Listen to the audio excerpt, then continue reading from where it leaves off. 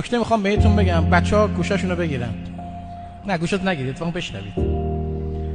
هر کس به بچهش پول تو جیبی میده، بچهش دچار آسیب تربیتی میشه.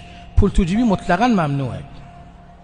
آقای دکتر نمیشه که. توضیح میدم. پولی که دو تا شرط داره نباید تو زندگیت باشه. یک، میزانش مشخص و موعدش مشخص باشد. این دو تا آسیبه. پول نه میزانش مشخصه نه موعدش. یه ماه 100 تومن، یه ماه 300، یه ماه هیچی. بستگی به خدمات تو داره. تو چیکار کردی تو این خونه مستقیم ماهی 2 تومنی؟ چیکار کردی تو این خونه؟ روزی که بلچرخیدی؟ بچهای دهه 80 90 پول پرست حرفه‌ای ان. پول پرست. پول پرست. با پول زندگی میکنند. پولو بگیر تربیتت انجام میشه. چرا؟ پول بر اساس خدماتی که داده میشه. دکتر شرطی میشن. گوش کن. کارهای فردی پول نداره، شرطی میشه. چی پول داره؟ کارهای جمعی. خونه رو کلا جارو برقی بکشید 100 تومن بهت میدم.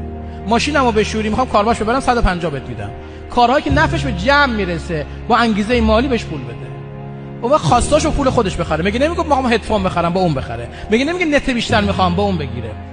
پدر مادرهایی که همه چی رو فراهم میکنن خائنند. باید خود بچه برسه به بعضی چیزا. بذار با تلاشش برسه.